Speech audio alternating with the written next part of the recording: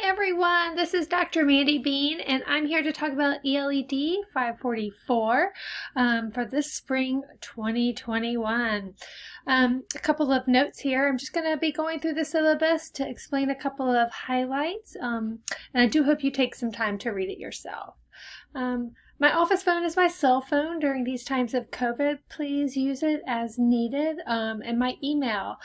I don't have regular office hours, but I'm always happy to meet you as needed, and I'm pretty open about the time. So just give me an email if you need to chat. All of you in this class are enrolled in our elementary education program. Our course method is going to be mostly synchronous with a couple of asynchronous classes, so that means we will meet in person at your class time using Zoom. Just a note, never drive while attending class. We're going to do a lot of hands-on work, a lot of group work. It's very interactive and you really do need to be prepared for each class. This class requires 10 hours of field observation, and you'll be using that especially for a couple of assignments, but in particular your investigations assignments. So you will need those observation hours.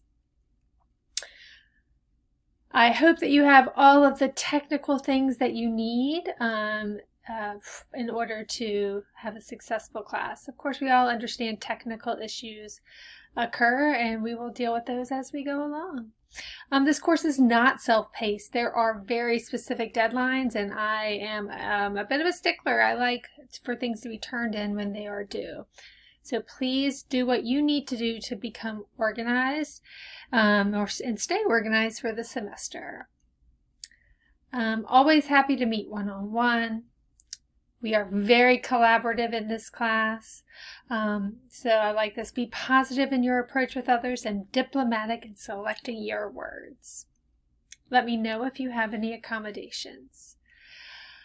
There are lots of learner outcomes for this, and I'm not going to read these to you. We're going to be going over different in-task standards as the course goes through, so you'll be able to see when and where those fit into our practice. Here they are, those in tasks. That standard 7 is the first one we'll be talking about, just FYI. We've got these texts here, and they're also going to be used in your differentiation class, the ones with stars. So Denton, Dubé and Hockett, Hammond, and Chapuis. So make sure you have those. In addition, we use one called Yardsticks that you should have had from your 543 class. So I hope you still have access to that. Here we go with evaluations and assignments. I will fully explain all of these assignments to you prior to them being due in plenty of time during class, but here is a great overview. A classroom management plan is something that Dr. Parker and I, who also teaches this class, have been working on for a couple of years, and we really are excited for this. It does have 6 different parts to it, and so please read through this and you'll find bits and pieces as we're going through the semester that apply to this. So, and I'll be referring back to this later, but this is the last thing due. High leverage practice application, small conversations. So we're going to be really talking about relationships a lot in this course. So we're going to be really working with this idea that these small conversations that we have with one another and with our students can be complete game changers. Okay, so I'll be talking about this probably in the upcoming week or 2. You will be writing a lesson plan. It's a big part of this course is writing a lesson. We'll have drafts due at different points in the semester. So you can see in reading through here, it's a very a systematic way that we go about it. We're going to be building on this, really starting with the very beginning of this course and going through this. So it's a lot about a lot about making the decisions that we do in order to have the best lessons possible.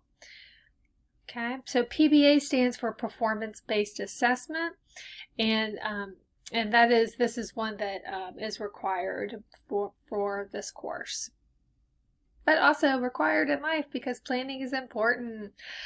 This will be your first assignment that's due, this first investigation. And so that'll be due February 28th. I'll go over each of these investigations prior. In fact, the first investigation has already been posted. Participation is huge. I expect you to participate, and there's ways I'm doing points through exit tickets and participation in class, and different ways that we're doing it prior to class with scavenger hunts and surveys. So please make sure you're keeping up.